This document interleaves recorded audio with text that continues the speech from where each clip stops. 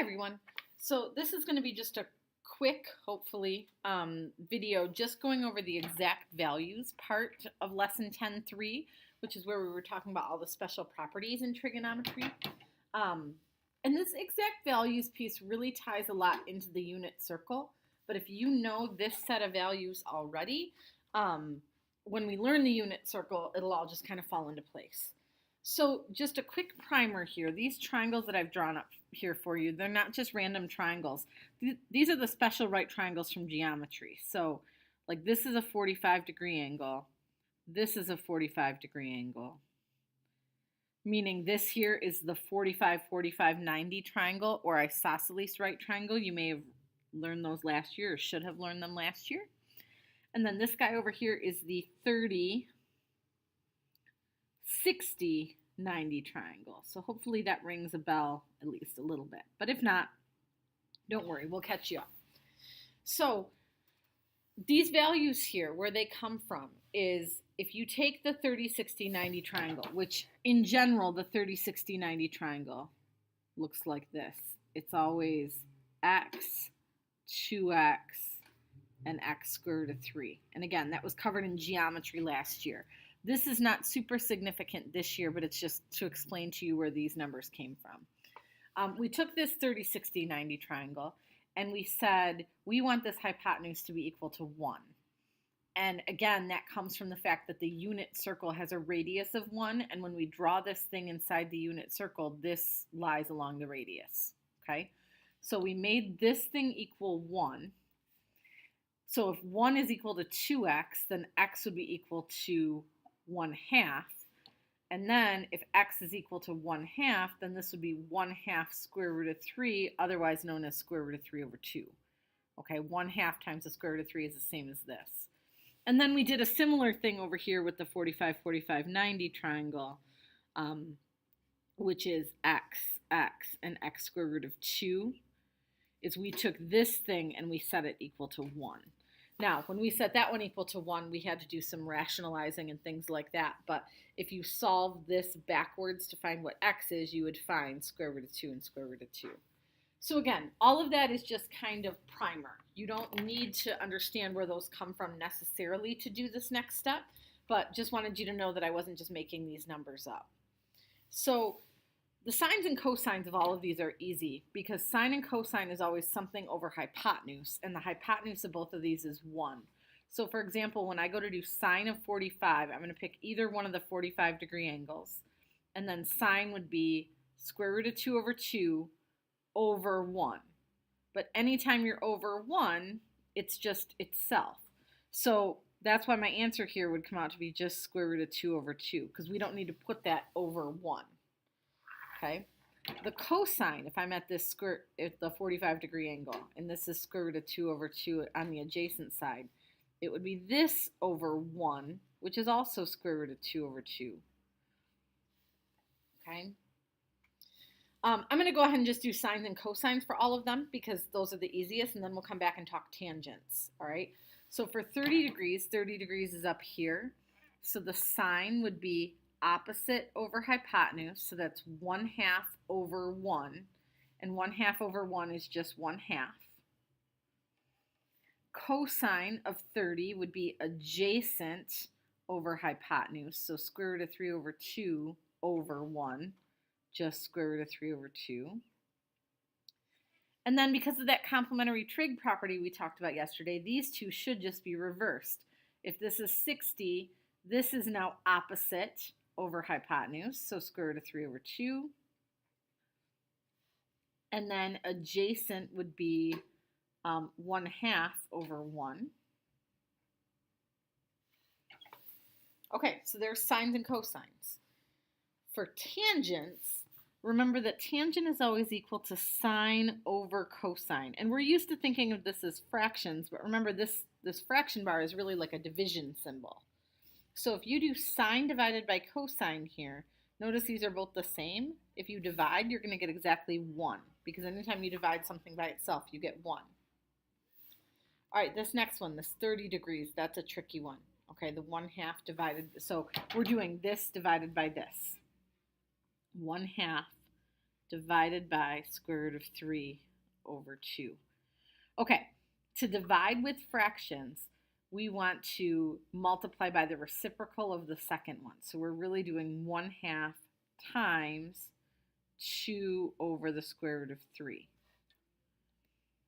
Okay, well that comes out to be, let's see, I'm going to start over down here. 1 times 2 is 2. And on the bottom, 2 times the square root of 3. And then my 2's cancel, but I still have a square root of 3 on the bottom. So really what I'm looking at now is 1 over the square root of 3. And we should remember from chapter 8 that we can't leave that like that. We can't leave a square root down there on the bottom. So we would have to multiply by square root of 3 and square root of 3. It's called rationalizing. And then we would get square root of 3 over here. That just becomes a regular 3. Remember, when you multiply a square root by itself, you get just the number itself. So that's where this answer, the square root of 3 over 3, comes from. But my hope is that you can just start to memorize this, that tangent of 30 is square root of 3 over 3, that you don't have to go through this every time. This is kind of a fallback strategy, okay? And then for this last one, I'm going to do square root of 3 over 2 divided by 1/2, which really means, running out of space here, but square root of 3 over 2 times 2 over 1, okay? This one is similar to the last one, but a little bit easier because that square root is going to come out on top. So that's going to work out to be 2 times the square root of 3 over, on the bottom it's just a 2. And again, my 2's cancel, but the difference is this time my square root of 3 is up on the top. Okay, so my answer now is just square root of 3. Okay. So that's the calculations behind those 9 values. They come from the special right triangles, the 30, 60, 90, and the 45, 45, 90. And most of them are just something over 1. It's only the tangents that require any sort of work. And the answer is never going to change for the tangent. So I would always just, try to memorize tangent 45, tangent 30, and so on. And we'll be placing those on the circle as well. Okay, let's quick do this example. I think we can probably get away with maybe just one of these. Let's see. So use exact values to find the side lengths indicated. Give answers exactly. Exactly means no calculator, because the calculator is always going to give us decimal values. Okay? So watch how we're going to do this. If this is 30 degrees, and I've got adjacent and I guess we could use the 60 also. It doesn't really matter. But this is adjacent, and this is hypotenuse. I know I'm going to be using cosine. If I chose to work from the 30, I could have worked from the 60 also. So cosine of 30 is equal to 12 over x. Okay, well now from our table a second ago, we have to think about what cosine of 30 is. And the only thing that's different here is instead of typing cosine 30 into our calculator, we have to think about it in terms of an exact value.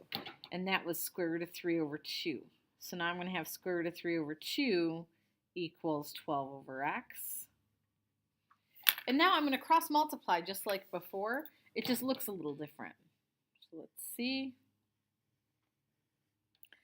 So 2 times 12 is 24. And that equals x times the square root of 3. Let's divide by the square root of 3. Okay.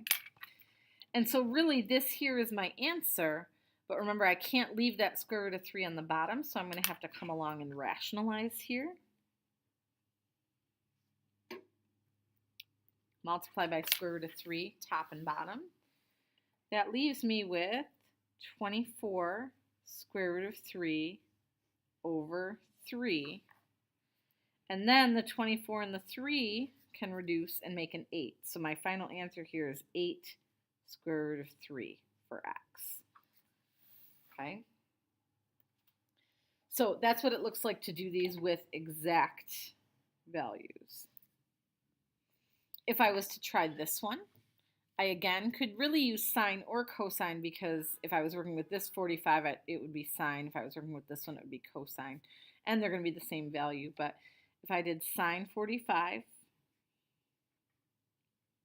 equals opposite over hypotenuse, so y over 8, replace sine 45 with square root of 2 over 2. Okay. Cross multiply, this one's going to work out a little bit more nicely. So I end up with 2y equals 8 square root of 2. Then I'm solving for y. So divide by 2, divide by 2.